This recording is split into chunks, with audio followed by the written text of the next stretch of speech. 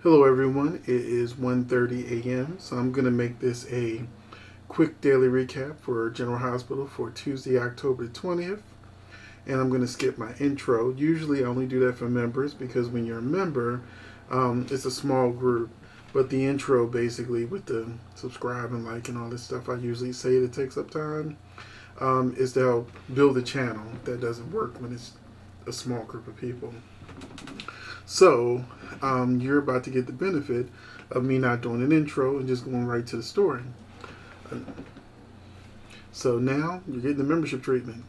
Because on General Hospital for Tuesday, October 20th, Dante dreams about killing Lulu. Lulu tells Dustin that she wants to stay together with him because he says that he wants to break up with her if she wants to be with Dante. He doesn't want to stand in the way, but she doesn't let him leave. Valentine and Brooklyn bond, especially over her saying how she don't like Lulu, and then eventually they kiss at the end of the episode. But we see in a preview for the next episode that they actually slept together, and because he's in bed asking, "Hopefully you don't regret this," and it's like the next morning. So we had Chase refuse to get off the case for Brando. He tries to get the commissioner to see that there's something fishy going on, and when she doesn't want to cooperate, he decides to go behind her back and call someone and get the files for the Brando case because he's still investigating whether she likes it or not. Because of course, he's being disrespectful, and because it's Jordan. Maybe it's because she's a woman. Maybe because he doesn't respect, the authority of a black woman. But she told him that there are plenty of cases he could be working on that are open. Leave the closed one alone. So instead of working on new cases that also need to be solved, he decided he's going to do what he wants to do. And Jordan worries with Curtis that if he actually continues investigating, he could probably figure out how much he's been helping Cyrus, against her will. Nina asks Curtis if he will find Phyllis, but he has reservations because he's not sure he wants to get involved in this whole baby stuff all over again. We also had Sam talking to Sonny about Alexis drinking. He said, "I'm not sure I can help because Alexis is a smart woman. Eventually she's going to come around." So for some reason, Sonny just keeps dissing Alexis like he don't want to help her nothing. So we had Michael and Willow agree to get an annulment. But it seems like Willow doesn't want an annulment. Now Michael's like, we need to find love. And since we're not in love, there's probably someone else out there.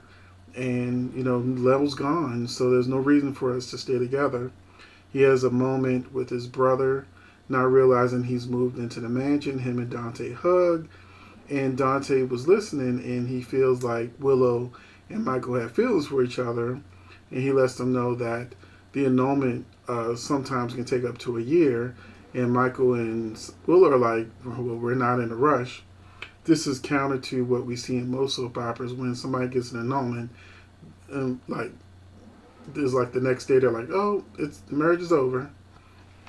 But they're talking about a year. I hope they're not going to drag this Michael Willow Sasha Chase thing out for a whole year. Carly's angry when Nina tells her that she's going to put Nell in the same grave as Morgan.